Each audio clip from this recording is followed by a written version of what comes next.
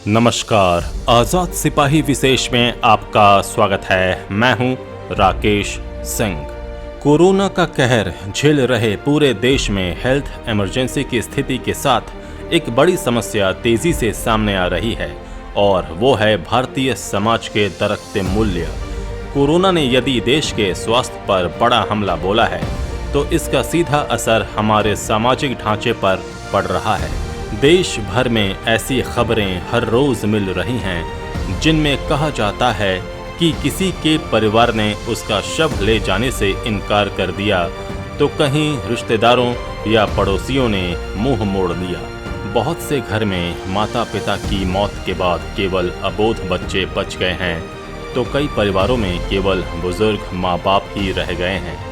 भारत की वो संस्कृति जिसमें पड़ोसियों से भी प्रेम की परंपरा थी, महामारी के दौर में दम तोड़ती नजर आ रही है। परिजनों के साथ पड़ोस के लोग भी अब संक्रमितों के पास जाने या उनका हाल चाल पूछने तक से झिझक रहे हैं। लोग अपनी अपनी गलियों में बाहरी लोगों का प्रवेश वर्जित कर रहे हैं। सामान की खरीद बिक्री में भी इसका असर दिख रहा है और हर व्यक्ति सामने वाले को संदेह की नज़रों से देखने लगा है। अफवाहों और गलत सूचनाओं की मदद से सोशल वायरस फैलाया जा रहा है। ये भारत की एकता और मजबूती के लिए खतरनाक तो है ही, साथ ही सामाजिक ढांचे के लिए भी नुकसानदेह है। इसका असर न केवल वर्तमान पर पड़ रहा है बल्कि भविष्य भी इसकी चपेट में आकर मटमैली सी तस्वीर पेश कर रही है।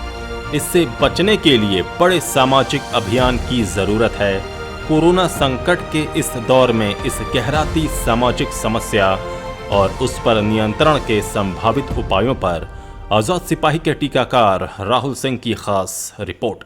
कोरोना की इस खतरनाक दूसरी लहर से कराह रहे भारत के अलग अलग कोने से कई तरह की खबरें आती रहती हैं। कोरोना से मौत के अलावा लोगों को होने वाली दिक्कतें, दवा की कालाबाजारी और ऑक्सीजन के संकट की खबरें उतनी विचलित नहीं करती हैं जितनी कि आपदा के इस दौर में टूटती सामाजिक मान्यताएं। कोरोना ने भारत के उस सामाजिक ढांचे को बुरी तरह हिलाकर रख दिया है जिसमें सगे संबंधियों और पड़ोसियों पर खुद से अधिक विश्वास करने की बात कही जाती थी। कोरोना ने हर व्यक्ति को इतना आत्मकेंद्रित बना दिया है कि अब एक बुजुर्ग को अपनी पत्नी की अंत्येष्टि के लिए शव को साइकिल पर ढोकर ले जाना पड़ रहा है तो भरे पूरे परिवार के मुखिया का शव परिजनों के इंतजार में अस्पताल के मुर्दाघर में कई दिनों तक पड़ा रहता है और अंत में प्रशासन उसका अंतिम संस्कार करता है। इतना ही नहीं, जो भारतीय समाज बड़े गर्व से कहता था कि हमारे यहाँ के बच्चे पूरे मोहल्ले के होते हैं और उनकी देखभाल का जिम्मा पूरे समाज का होता है, वे बच्चे अपने माता पिता की मौत के बाद बिलख रहे हैं।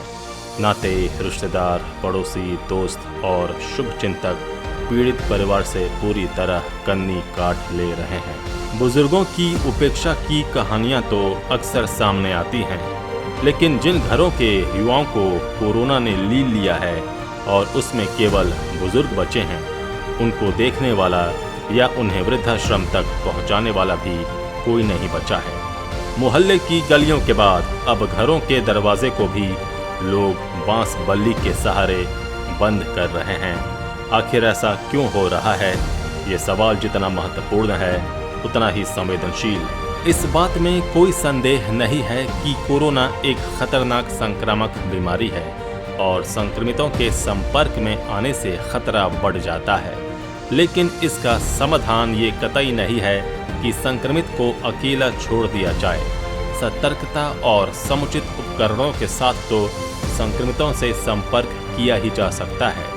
कोरोना महामारी के दौरान पैदा हुई ये स्थिति न केवल खतरनाक है बल्कि आत्मघाती भी। लोगों को ये समझ लेना होगा कि बीमारी किसी धर्म या जाति या उम्र को देखकर नहीं आती है। वायरस की कोई जाति नहीं होती और किसी भी बीमारी का इलाज एक ही जैसा होता है। इसलिए कोरोना संक्रमित को अछूत समझ लेना पूरी तरह गलत है। दुखद स्थिति यह है कि लोग इसे समझ नहीं रहे हैं। ये सामाजिक विभाजन भविष्य में इतना खतरनाक रूप ले लेगा जिसकी कल्पना भी नहीं की जा सकती है। तो फिर इसका उपाय क्या है? दरअसल कोरोना से बचाव के लिए जिस सोशल डिस्टेंसिंग की अवधारणा का इस्तेमाल किया जा रहा है वो असल में फिजिकल डिस्टेंसिंग यानी शारीरिक दूरी है। हमें सामाजिक नहीं शारीरिक दूरी पर ध्यान देना चाहिए। सरकार को स्वास्थ्य के साथ अब इस सामाजिक मोर्चे पर भी तत्काल कदम उठाना चाहिए। कोरोना के कारण असमय मौत के मुंह में जाने वाले परिवारों के बेसहारा बच्चों और बुजुर्गों पर समुचित ध्यान देना होगा। उनके लिए आवश्यक नीतियां बनानी होगी। इसका एक सकारात्मक असर ये होगा कि कोरोना संक्रमितों की इस बात की चिंता नहीं रहेगी कि उनके बाद उनके परिवार का क्या होगा।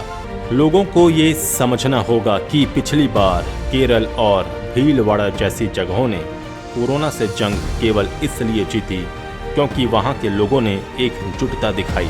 इसलिए अब समय आ गया है कि जिन इलाकों में कोरोना का संक्रमण फैल चुका है या फैल रहा है वहां के लोग तमाम दूसरे मुद्दों को भुलाकर इस महामारी से बचने में जुट जाएं। उनका ये भी कर्तव्य बनता है कि जो लोग इसकी चपेट में आ गए हैं उन्हें अकेला या बेसहारा न छोड़ें। महामारी से जंग जीतना आज समय की ज़रूरत है। इसके लिए प्रशासन को, आम लोगों को और समाज के दूसरे वर्गों को सामने आकर लोगों को दिशा देनी चाहिए। सामाजिक ताने बाने को सुरक्षित और मजबूत बनाने वाले स्तंभों को भी अपनी जिम्मेवारी बखूबी लेनी होगी। चाहे प्रशासन हो या मीडिया, धर्मगुरु हो या बुद्धिजीवी, हर अंग को इस लड़ाई में अपनी भूमिका निभानी होगी। ज़रूरत ऐसा माहौल बनाने की है जिसमें लोग दूसरी तमाम बातें भूलकर कोरोना के खिलाफ जंग में अपनी भागीदारी सुनिश्चित करें। आज़ाद सिपाही के विशेष में अभी इतना ही। खबरों की और भी अधिक जानकारी के लिए आप पढ़ते रहिए अपना लोकप्रिय दैनिक अखबार आज़ाद सिपाही। आप हमारे इस YouTube चैनल को ज़रूर सब्सक्राइब करें। जुड़े रहिए आज़ाद सिपाही के साथ। धन्यवाद।